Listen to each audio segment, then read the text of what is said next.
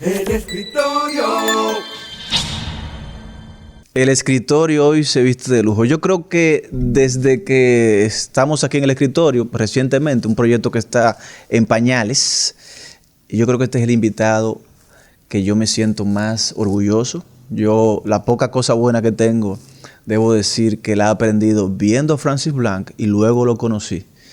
Recuerdo que fue en una reunión bastante corta y cuando se fue quedé impactado. Le dije a la persona que estaba conmigo, oye, ese joven me sorprendió y me dijo, ya caíste.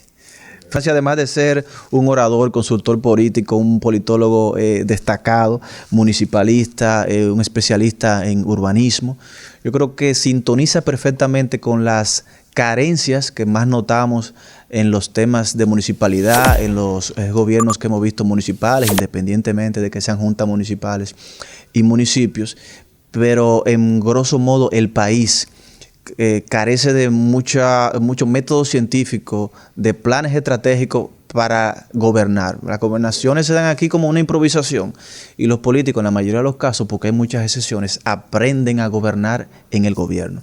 Lo que quiere, entonces, tenerte aquí para nosotros es bueno y creo que sirve de pedagogía para las nuevas generaciones.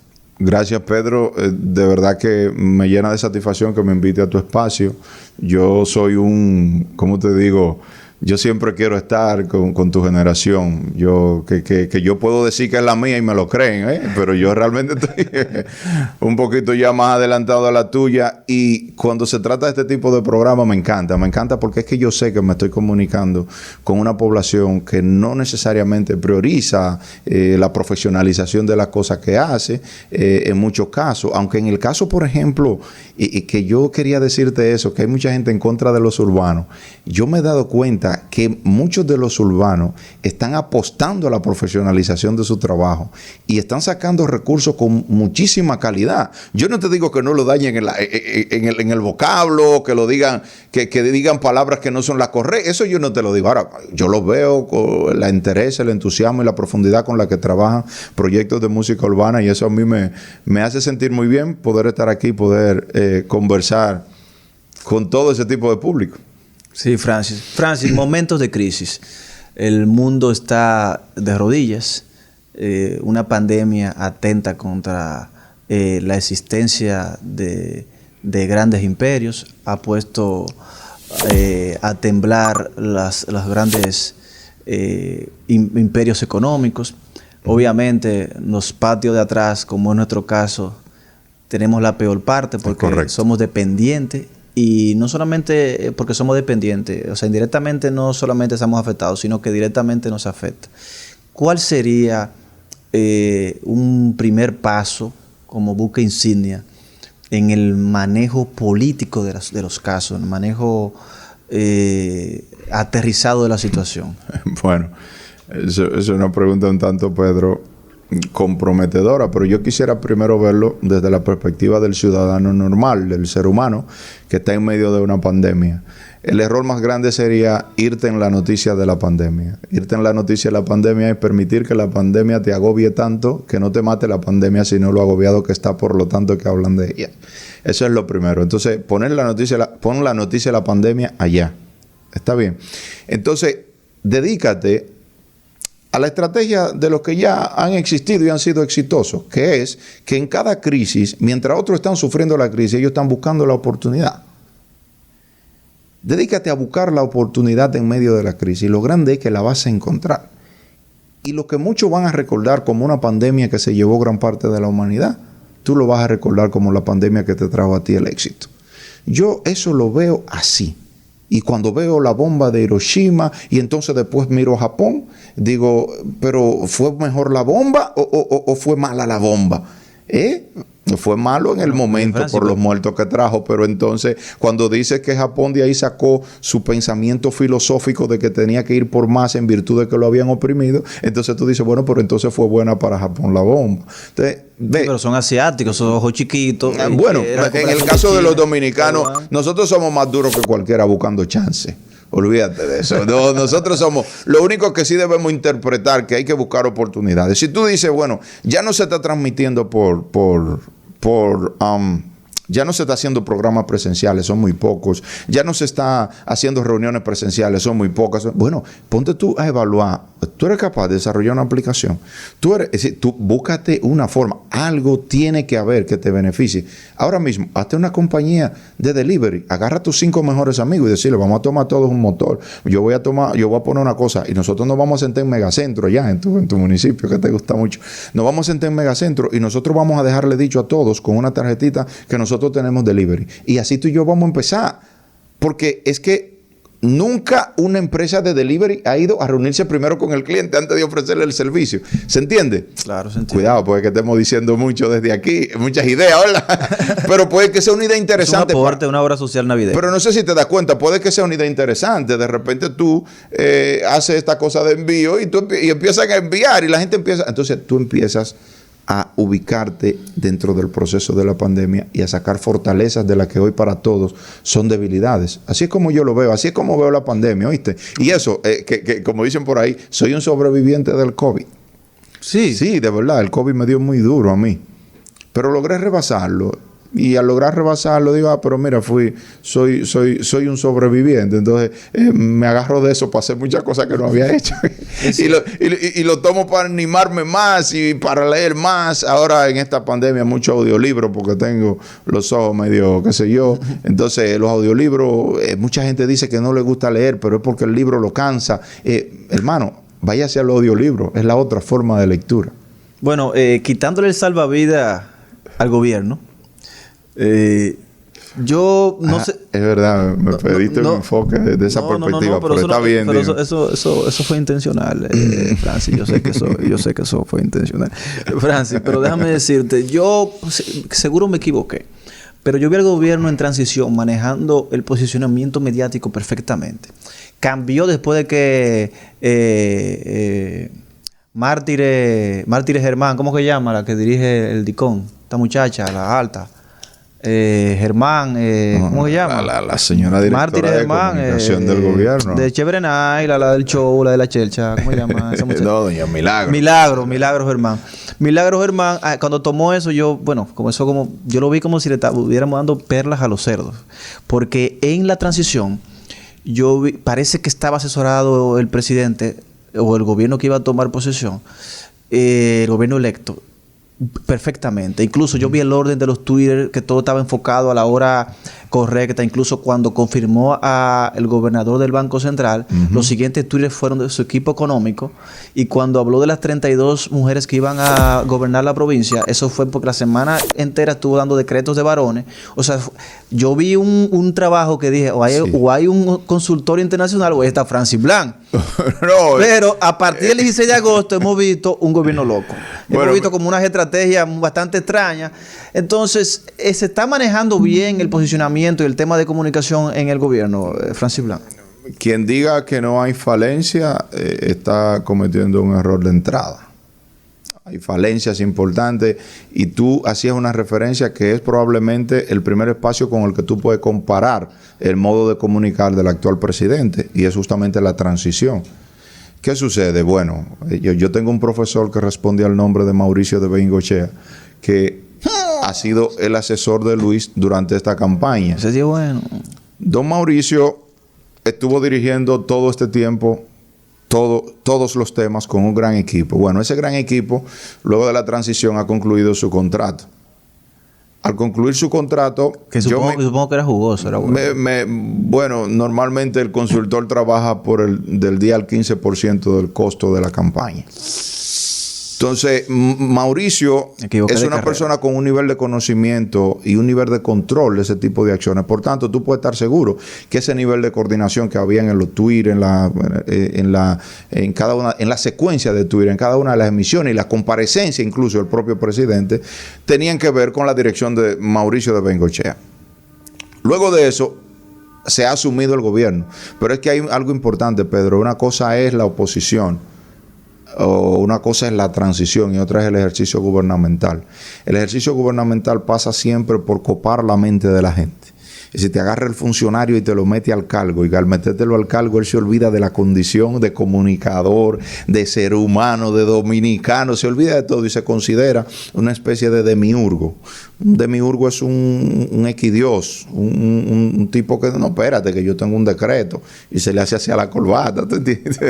O sea, él se siente una persona superior. Al sentirse una persona superior, tiene necesariamente que tener cerca de sí mismo un consultor que lo baje del caballo y le diga, hey, espérate, no es así, esto se trata más de comunicarle al pueblo, de mostrarte un tipo llano y de ponerte en un modelo del ejercicio de la política que lo practicó Danilo muy bien, pero ese modelo nació, es probablemente uno de los fenómenos políticos que ha nacido, de los fenómenos políticos importantes que han tenido lugar en la historia reciente. Y me refiero, porque es que nació con Barack Obama, me refiero al modo de dirección horizontal. El modo de dirección horizontal, Pedro, implica que anteriormente, por ejemplo, aquí líderes horizontales, todos los líderes tradicionales aquí no son horizontales. Ahora, Danilo hizo un ejercicio de liderazgo horizontal. A lo que me refiero con horizontal y vertical es que el liderazgo anterior era vertical, porque para tú llegar, por ejemplo, donde Hipólito, tú tenías que ir primero donde doña Juana, que era la gobernadora. Doña Juana iba a hablar con la secretaria, no, con el asistente. El asistente iba a hablar con la secretaria. La secretaria iba a ver de qué modo le decía al asistente número uno. El asistente número uno iba a ver qué día el presidente tenía un buen día para decirle, el presidente lo quiere ver Juan de allá, de Loma de Cabrera. Ay, mi madre. Ese modelo de dirección fracasó porque era propio de la Guerra Fría. Hay quienes no lo interpretaron, la Guerra Fría pasó y se quedaron siendo verticales. El propio presidente Fernández todavía conserva estilos de verticalidad. Eso no funciona. ¿El propio quién? El propio presidente Fernández. Hoy tú lo ves, hoy tú ves el presidente más tratando un poco de bajar más hacia la sociedad, y tiene que ver justamente con que ya le entendió que ese estilo del gran hombre, del gran señor, ya no funciona porque aquí somos todos iguales ya. Es verdad, en el ejercicio de poder el presidente es el número uno, pero es entre sus iguales. De modo que cualquier persona se molesta con el presidente porque firmó un decreto nombrando a alguien que está cuestionado de corrupción, por ejemplo, y lo puede hacer porque es un derecho que tiene. Entonces, ¿qué sucede? Si tú no interpretas como funcionario que ha llegado a dirigir la cosa pública de un pueblo que está vigilante y te tiene sometido al crisol de la prueba, fruto de sus capacidades. No es fruto de las capacidades del pueblo, es fruto de la reducción de la brecha tecnológica que ha permitido que la tecnología de la comunicación sea igual que el pan nuestro de cada día para cualquier persona en cualquier sector de esta ciudad. Todo el mundo accesa a la información. Ahora, no todo el mundo reacciona con calidad ante la información. ¿Por qué? Porque la reducción de la brecha digital es una reducción por masas, no por calidad. Entonces, yo te enseño a usar el internet, pero tú en lugar de usar el internet para leer el último bestseller, tú lo que estás usando el internet para ver memes, o no es que yo tenga nada en contra de los memes, sobre todo cuando son edificantes, son buenísimos y crean situaciones en la sociedad interesantísimas, pero ¿de qué te sirven memes sexuales? ¿De qué te sirven memes, cosas que no tienen sentido, viejo, que tú dices, pero ¿cómo que tú estás perdiendo el tiempo en eso? Hay algo que la gente a veces no se da cuenta. El recurso más importante, Pedro, que existe en la vida, Pedro, no es el dinero. No, Pedro, es el tiempo. Y si tú me dices, no, Francia, es el dinero, yo te digo, busca tú el dinero del mundo y compra un día. Es el tiempo. Es que la condición de no ser seres infinitos nos hace seres pasajeros. Y lo más preciado que tiene un ser humano es la vida. Y la vida se pierde justamente en el tiempo. Entonces, lo ideal para cualquiera es dedicar el tiempo a bien vivir su vida. Por ejemplo, ¿qué es lo más grande que puede hacer un ser humano? Pedro, es sembrar su inmortalidad. Porque eso es lo más valioso que tiene la vida. ¿Es así? Es así. Entonces te digo algo. ¿Por qué hay seres humanos que no dedican su vida completa a sembrar su inmortalidad?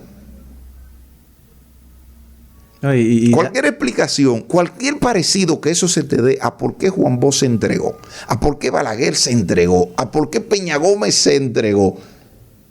Tú dices, oye, es que estaban dedicando su vida a sembrar un legado. Sí, más allá de... Y lo sembraron tan profundo que mira, tú y yo, como hoy tenemos que estar mencionándolo a ellos porque son inmortales. ¿Te das cuenta? Entonces, yo, de verdad, a mí me llena a veces me da cierta molestia ver que en lugar de comunicar, se incomunica. Y esa condición de incomunicar cuando vives en una sociedad altamente informada, es terrible. No, Ahora claro. mismo hay una crítica, Pedro, todo el mundo está diciendo, el gobierno ha tomado 6,000 millones de dólares. 6,000 millones de dólares. En préstamos. Porque ellos no son capaces de exponer si ese dinero estaba en el presupuesto. No son capaces de explicar. Hay que explicar, Pedro, para qué fue cada cosa. Porque si no, la sociedad, eso se le va entrando por dentro. Eso es secreto. Y eso le va Los subiendo. 103 millones aquellos, no se sabe todavía dónde es, eso es secreto. No, y eso merece una explicación. Claro, y hablando de explicación, es bueno escuchar la explicación. El PLD en la oposición. Vemos un PLD abatido, en crisis. Claro, el PLD ni siquiera ha logrado ser opositor. O sea, está en una situación, bueno, mezclado con el tema del Congreso, que ha sido eclipsado por el ruido mediático que ha tenido el tema del sometimiento de la familia de Danilo. Pero el PLD de rodillas en esta crisis ahora, ¿cuál sería el deber ser en el tema político? O sea, la estrategia, ¿cuál sería ahora de un partido con un líder cabizbajo ahora? Porque Danilo no se siente. Es un tema de un Congreso eclipsado. La familia del expresidente, líder del partido del PLD, bajo tela de juicio. ¿Cuál sería entonces la estrategia? Porque no encuentro a nadie. Todo el mundo está en una incertidumbre. Ahí la Galo dijo que una gran parte no sabe cuál es su líder ahora. Es increíble. Entonces, ¿cuál sería la estrategia del PLD en este momento? Bueno, el PLD es indudable que está en una situación sumamente difícil. Sobre todo, y vuelve a salir el tema de cómo nosotros utilizamos los medios de información, los medios de comunicación. El PLD está en una situación tan difícil que desde mi perspectiva, viéndolo desde la perspectiva de la consultoría política, es un partido que tiene que primero sanarse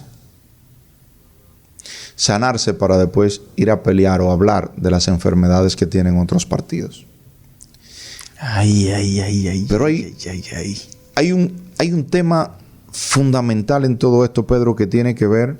Hay un estudio del NDA, National Democrat Institute, en Washington, que explica el triángulo perfecto para el crecimiento y la sostenibilidad de una organización política. Y ese triángulo explica que es vital, primero, la democracia interna dentro del partido. Después dice que es vital la conquista de nuevos sectores. Y después dice que es vital la transparencia en la organización. El PLD asiste hoy a una falencia increíble en cuanto a la democratización interna. El partido, profesor, al que usted aún pertenece, debo decirle a usted, que se constituye hoy en el partido menos democrático del sistema de partido en la República Dominicana. Tituá. Todo lo que ha tenido que ver con el PLD de hoy en cuanto a procesos electorales, en un 90% ha primado más el dedo que la elección popular. Donde no hay elección popular, hay algo que se llama ilegitimidad por naturaleza. A ver, si tú vas a ser alcalde, candidato a alcalde en Santo Domingo Este, por ejemplo, siempre cojo esa plaza de ejemplo. Bueno, para que no sea Manuel.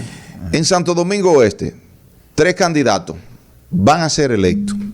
Si tú impones uno, por ejemplo, como comité político, impusiste uno. Él es legítimo, es verdad.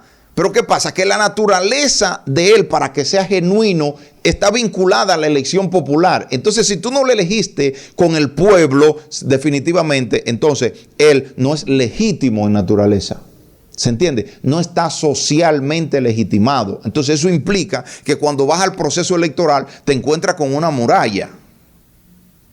¿Cuál muralla? Bueno, la muralla que él no va a poder salvar, no va a poder saltarla. ¿Por qué? Porque sencillamente en política hay 2 modos de participar en política. Es el modo de campaña permanente y el modo de campaña coyuntural. Todo el que llega a política por campaña coyuntural tiene que tener, primero para poder ganar, tiene que tener una población con un descontento tan grande con las actuales autoridades, Segundo, no tener otro liderazgo con condiciones compitiéndolo. Y tercero, tener mucho dinero. Con ese fenómeno tripartito, tú puedes ganar. Ahora, hay un problema. Cuando el líder correcto para ganar unas elecciones de ese tipo es el líder que ha aplicado el proceso de campaña permanente, que desde los 15 años está en campaña. Y es un modelo de campaña que yo siempre se lo recomiendo a los jóvenes. Porque no es que tú desde ahora tienes que estar haciendo campaña para tú ser regidor en la que viene. No, no es necesariamente eso. Ahora, lo que yo sí te digo es que trata de que todo lo que tú hagas a partir de aquí tenga que ver directa o indirectamente con tu finalidad de ser regidor en el 24. ¿Te das cuenta? Perfectamente. Entonces, ese modelo ellos no lo aplican. Entonces, no lo aplican. Quieren venir de la noche para la mañana a ser candidatos. Cuando tú vienes a ser candidato de la noche para la mañana, es evidente que tú lo primero que estás mostrando es una condición de improvisación. Eres un improvisador natural. Y te digo, cuando asumes el modelo de campaña coyuntural, que es el que llega y quiere mover todo, tienes que tener un barril sin fondo en términos económicos. Porque tú vas a imponer una candidatura. Tú no estás socialmente legitimado. Y hay muchos casos. La mejor forma de expresar eso, y lo hago con ese ejemplo, concluyo esta pregunta y te dejo que haga cualquier otro cuestionamiento, es mucha gente que, por ejemplo, tú aspiras a ser el alcalde de Loma de Cabrera. Pero tú eres de Loma de Cabrera, pero tú no vives en Loma de Cabrera. Oye, tú nunca has hecho política en Loma de Cabrera, pero tú sientes que tú tienes las condiciones para ser el líder de Loma de Cabrera. Hermano, ¿sabe lo que hace el político errado? Llega y de una vez pone una valla.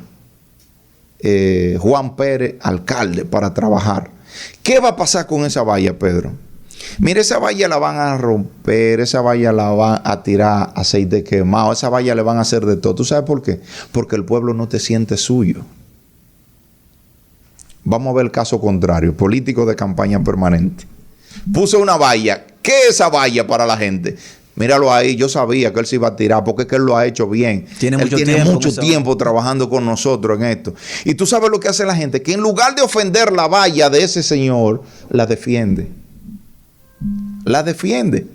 Entonces, el uso de recursos de campaña, cuando hablo de recursos de campaña no me refiero a recursos económicos nada más, es fundamental saber usar los recursos de campaña frente a un proceso de ese tipo.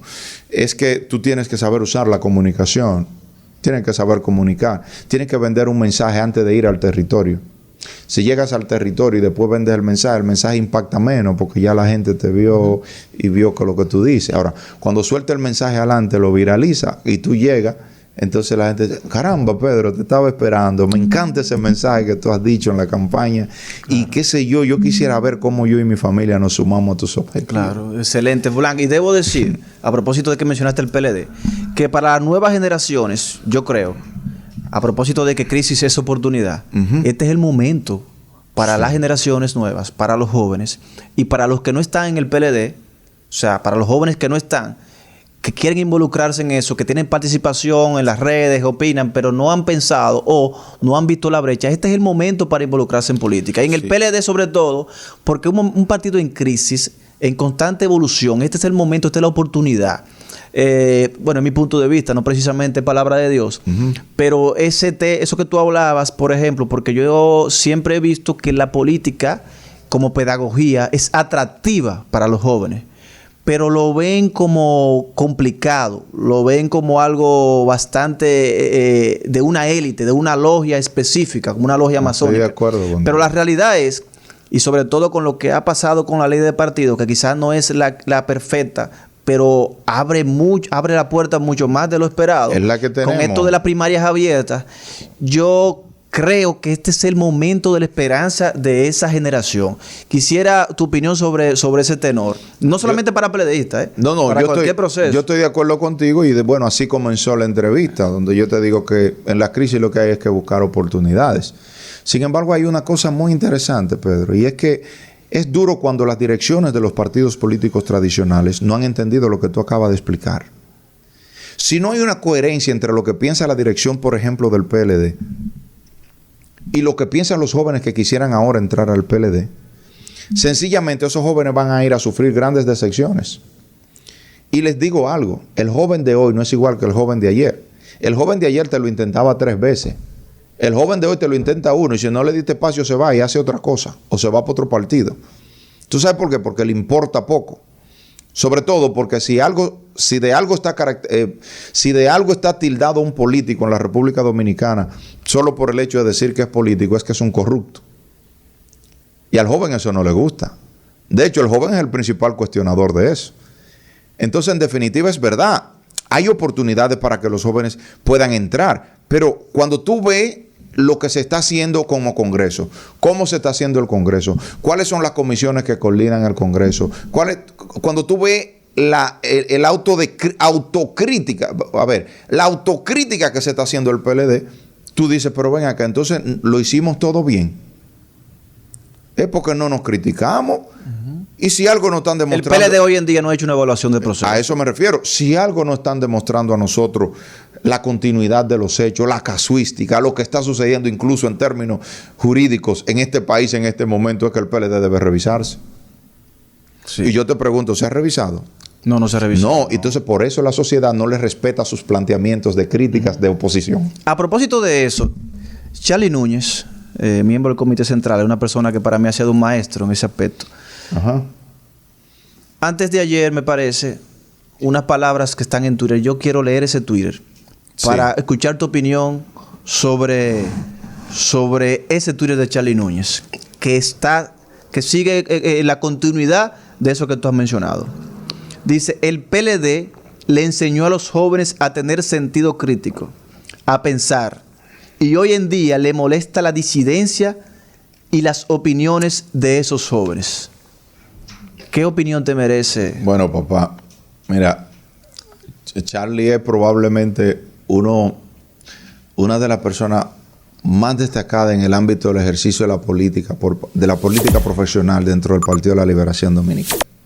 Ese planteamiento que él está diciendo, óyeme, no es más de ahí, no puede estar mejor expresado. ¿Tú sabes por qué?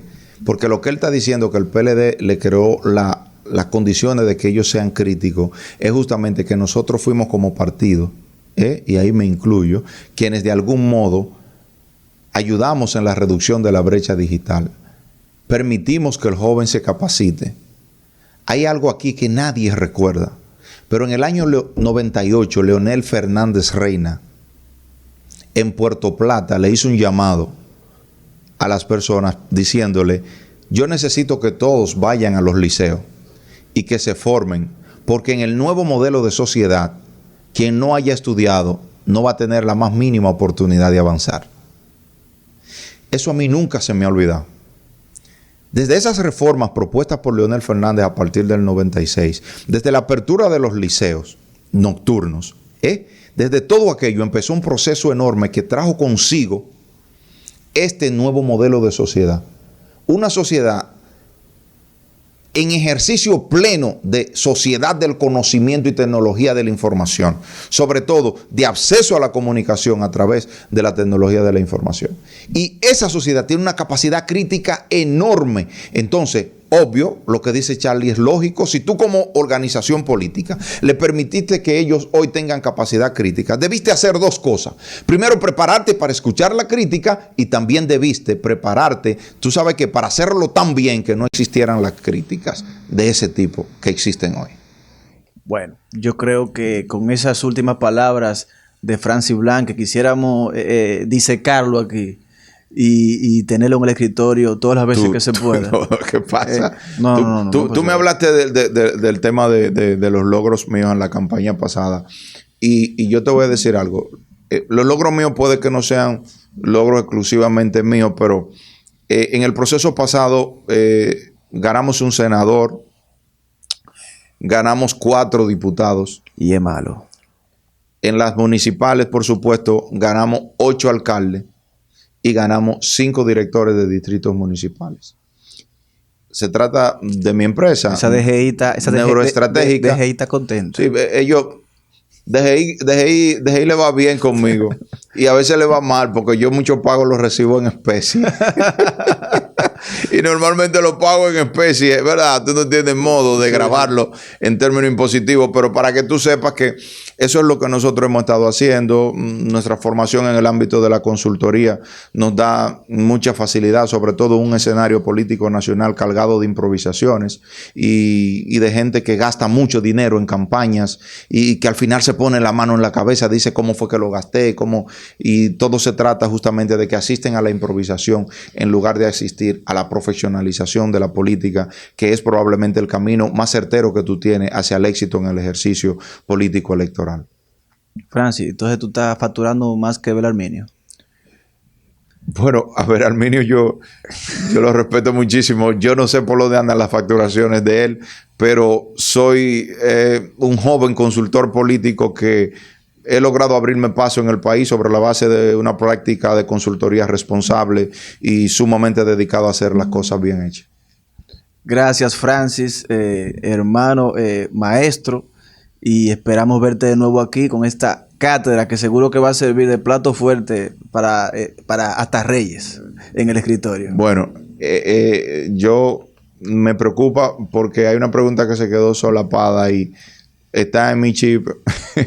Yo te la voy a responder ahora, y que se trata justamente del futuro del PLD, del futuro del PRM y del futuro de las demás organizaciones políticas en la No, de las demás no, de la Fuerza del Pueblo.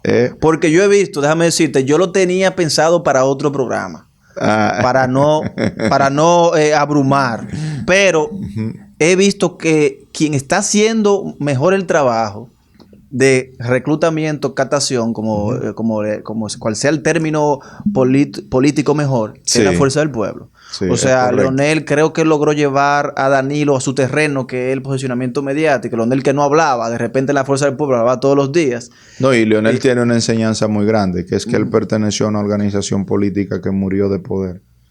Murió de poder. Se enfermó de éxito. Se enfermó de éxito. Entonces, ¿cuál es el futuro de esas? Y a esa organización debo decirle que no es un cáncer terminal. Mira, yo pienso que el futuro del PLD está íntimamente vinculado al buen o mal gobierno que haga Luis Abinader. O sea, así como Abinader es presidente de manera coyuntural, ¿tú entiendes que el futuro del PLD está coyunturalmente vinculado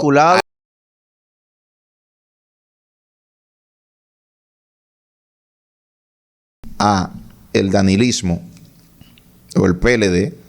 Fue justamente ese PRM que hoy está gobernando. Sí, lo he visto. Incluso elegir un hombre blanco de la élite es la antítesis de Danilo. Es que en todos los órdenes. En todos los órdenes. Y el imaginario inconsciente vio a Abinader como... Es correcto, es correcto. Entonces te digo, perfecta. El futuro de ello está, uno de los elementos que va a determinar el futuro del Partido de la Liberación Dominicana es si se define de modo correcto el gobierno de Luis Abinader hacia el final de sus días de gobierno. Entonces al PLD se le va a complicar mucho más el camino, se le va a hacer más tortuoso.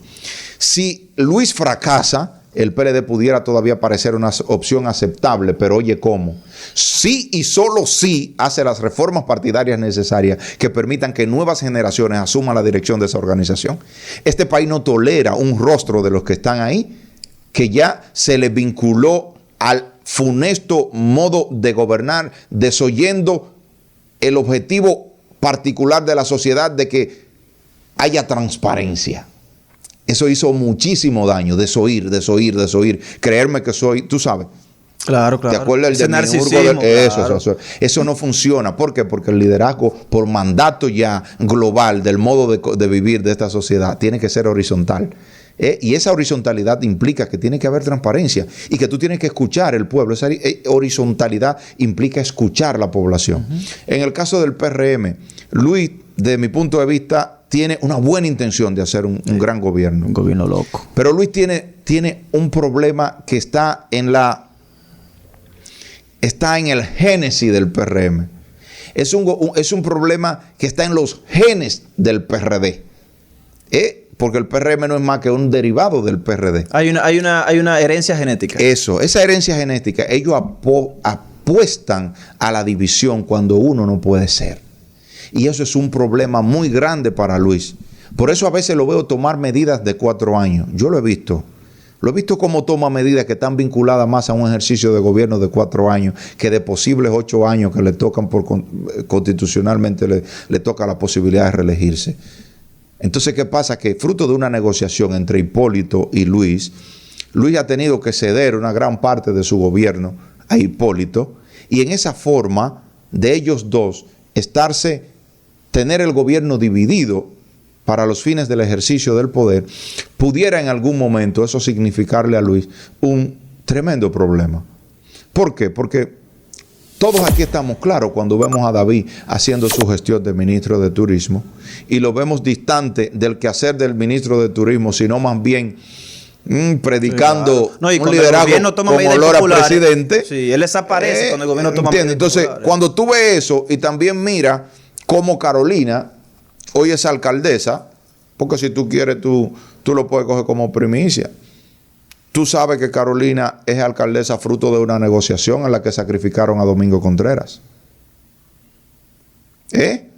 Una negociación de 2 amigos, líderes políticos importantes, Qué fuerte. se pusieron de acuerdo a los fines de que ella sea alcaldesa. Pero una negociación ¿de quiénes? ¿Eh? ¿De Hipólito? No, una negociación entre Hipólito y el liderazgo del Partido de la Liberación Dominicana. Si tú le quieres poner nombre, le puedes poner Danilo Medina, le puedes poner parte del comité político, lo que tú quieras. Así fue como surgió todo. Esta sociedad necesitaba un alcalde con la visión de Domingo Contreras. Y eso estábamos claros todos. Totalmente de acuerdo. Eso estamos Déjame claros todos. decirte algo. Ahora, Tú dices esta ciudad, pero no, oye, no ha habido un municipalista en el distrito. Y Domingo Contreras es un lujo como alcalde. En cualquier municipio, cualquier demarcación, cualquier ciudad de este país. Es increíble, una persona que parece ser que ha sido destinada para eso y no lo ha logrado. es correcto. No lo logra básicamente por las diatribas, las rebatiñas políticas internas. Mucha gente pegado de él, que es del equipo de Leonel, una confusión por parte del equipo de Danilo. De repente se sienten que no saben si él es de él o es de Leonel. Entonces deciden, pero mira, para ver un posible apoyo de David como parte del equipo de Hipólito, escucha lo que te estoy diciendo, en un esfuerzo importante por Danilo Medina, conseguir un apoyo para Gonzalo Castillo por parte de David Collado, cosa que hubiese significado una división del PRM, Danilo y su equipo entregan la alcaldía del Distrito Nacional a Carolina. Ay, mi madre. Cuando la negociación se da, termina sucediendo lo que sucedió, pero entonces a la hora de hacer esa alianza, el equipo de David, sobre todo el equipo económico, el que lo vaquea, dijo, a mí me parece que eso está muy cuesta arriba y este hombre está prácticamente ganado. Entonces ahí es cuando Hipólito, David y todo el equipo se reducen a una negociación con Luis para que gane en primera vuelta y sueltan a Gonzalo en banda. Ay, hombre. ¿Por qué? Porque ya ganan la alcaldía, ya se la entregaron. Entonces, en términos dominicanos, Hipólito cubrió a Danilo. Bueno, pero se cubrían hace mucho en el gobierno. Danilo. Cubrió. Cubrió, no cubrió. Cubrió. Ese otra vaina. Hipólito cubrió a Danilo. Podemos usar otra palabra para los que no entienden. Evadió. Marió. Hipólito lo engañó. Si tú quieres decirlo así. Pero digo en Hipólito no es el hombre más política. inteligente de este país. No, que Hipólito es un político atípico, pero es un tigre. Un cubeo. Bueno, entonces terminó. Pero Francis, vamos a dedicar. Pasó eso y bueno, y finalmente Carolina es la alcaldesa, ¿verdad? Pero Gonzalo Castillo no es el presidente. ¿Por qué? Porque en política 2 más 2 no necesariamente son 4. Todo obedece a circunstancias, obedece a momentos, obedece a modos de tomar medidas y obedece, por supuesto, y sobre todo, desde mi punto de vista, a cómo la sociedad percibe lo que está pasando. Y para que la sociedad perciba la cosa de una u otra forma, es tu capacidad para comunicar la que funciona. Ahí entran las grandes estrategias de comunicación dentro del ámbito de la consultoría. Ahí con eso que iba a decir me iba a ahorrar como $3,000. Francis Blanc, la fuerza del pueblo finalmente. La fuerza del pueblo. Bueno, la fuerza del pueblo luce como la alternativa. La fuerza del pueblo luce como la alternativa frente a la situación del PLD. Si tú me dices, Francis, la fuerza del pueblo será mejor que el ejercicio de gobierno de Danilo Medina, yo te diría, si van a ejercer el gobierno como lo ejercieron cuando Leonel, no van a ser mejores. Ahora, si decidieron aprender de este proceso, pudieran ser entonces el performance del gobierno del PLD, la superación inmediata del gobierno del PLD. Dios nos libre. Y para que eso suceda, se necesita, por supuesto, un Leonel Fernández capaz de bajarse del caballo, sí, capaz de sentarse en los pueblos, capaz de comer con la gente, capaz de un Leonel Fernández que casi ni parezca a Leonel Fernández. Porque todo lo que parezca a Leonel Fernández en un momento de campaña será altamente cuestionado basado en su modo de ejercicio gubernamental distante de la población. Así es. De eso se trata. Pienso que sí, que tiene futuro la fuerza del pueblo, pero honestamente lo veo íntimamente vinculado. Hay dos liderazgos vinculados. Yo sé que tú estás claro, es el liderazgo de Leonel y el de Luis están vinculados. Y hay dos liderazgos, por otro lado, también vinculados, que es el de Danilo y el de Hipólito. En definitiva, esos son los mismos que se van a enfrentar en el proceso venidero. Y si Luis se siente que Hipólito le divide el partido, pudiera buscar una vía a través de Leonel. Y Leonel lo propio si ve el chance de que Hipólito y Danilo se junten para ganarle a ellos dos. Qué bueno que YouTube todo lo guarda, porque guardaremos esto para el 2024. Esos son los 4 Gracias, liderazgos. Francis Black. Se rompió el escritorio.